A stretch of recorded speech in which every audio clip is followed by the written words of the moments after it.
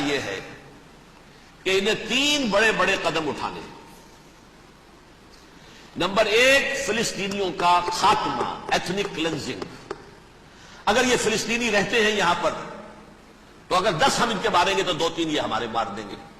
تو اسرائیلی کی جان تو بہت قیمتی ہے، یہ تو خیر 1000 بھی مر جائے تو کوئی بات نہیں، یہ تو کیڑے مکوڑے ہیں، جینٹائلز ہیں، گوئمز ہیں، یہودی، وہ مر گئے، لہذا ان کا ٹنٹا بکاؤ، اب ان کو ختم کرو۔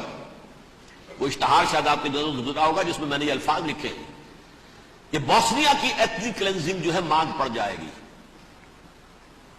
اور جو کچھ ایتھنک کلینزنگ ہوئی تھی 500 برس قبل ہسپانیہ میں، اس کا نقشہ آپ دیکھیں گے دنیا میں۔ اس وقت کیا ہوا تھا؟ عربوں کو، مسلمانوں کو یا جلا دو، قتل کر دو، یا جہازوں میں ان کو ڈمپ کر ہوئے اور لے جا کر شمالی افریقہ کے ساحل کے اوپر اتار دو اور ڈمپ کر دو۔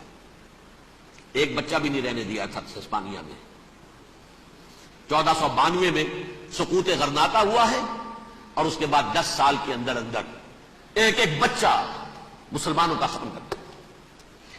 یہ ہے فیصلہ ان کا۔ اب بہت بڑا قدم وہ اٹھانے پر مجبور ہے۔ کب تک آپ رہیں گے؟ ہمارے لوگ مارتے ہیں، 16 نوجوان ہمارے مار دیے۔ لیکن آج گھر تھا، اس میں ایک چلا گیا فلسطینی، بم اپنے جسم سے باندھ کر وہاں اڑا دیا، خود بھی اڑ گیا، 16 ان کے نوجوان اڑ گئے۔ لہذا یہ چیز ان کے لیے ناقابل برداشت ہے، ان کے صبر کا پیمانہ اب لبریز ہو رہا ہے۔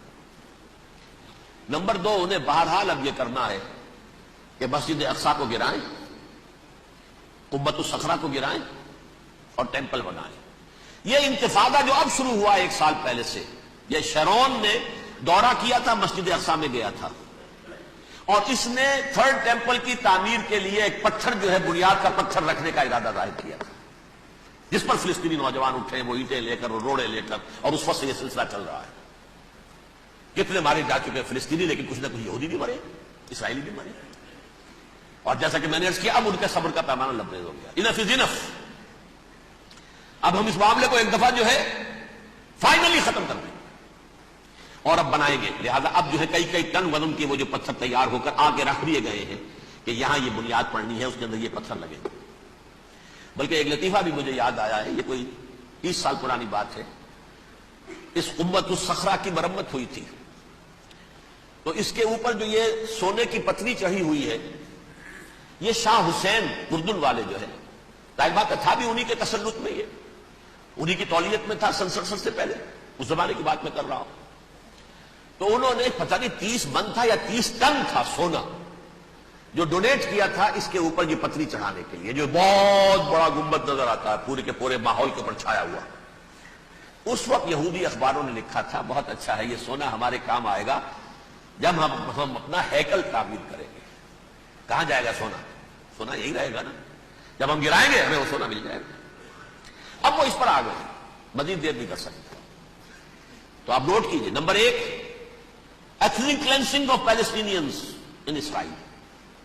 Number 2, demolition of the Aska box and the Qubbat al-Sakhra.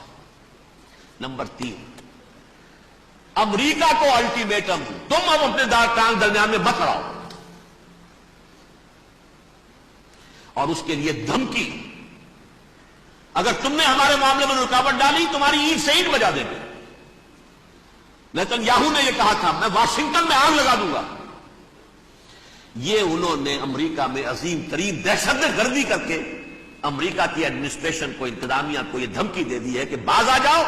چنانچہ میں یہ بات کہہ کے پرسوں جمعے میں اپنی مسجد سے، مسجد دارالسلام سے نکلا، شام کو، اسی شام کو میں نے ایریل شیرون کی تقریر سن لی T V per. It is not acceptable. Don't appease the Arabs at our expense.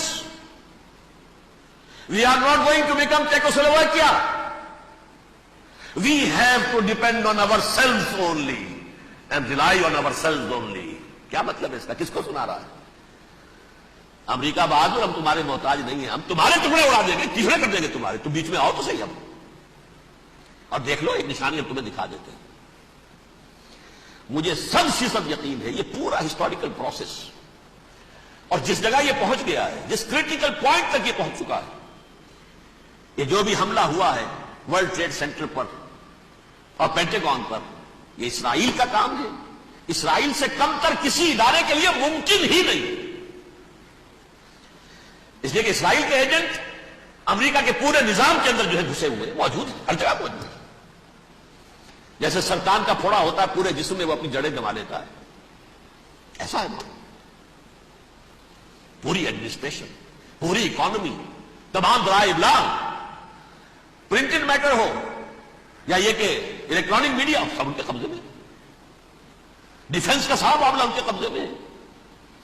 کوئی اور طاقت یہ کر ہی نہیں سکتی۔ امریکہ، اس کے سیکیورٹی کے معاملات تہ در تہ، دائرہ اندر دائرہ، اس دائرے تک 100 میل تک کوئی جہاز آ جائے گا اگر کہیں جو کہ ان آئیڈینٹیفائی ہو تو یہ ہو جائے گا، تو اس سے آگے آگے تو یہ ہو جائے گا، اس سے آگے، اور وہ آ رہا ہے، چلا آ رہا ہے، پینٹاگون پر آ گیا ہے اور 1 گھنٹے بعد آیا ہے۔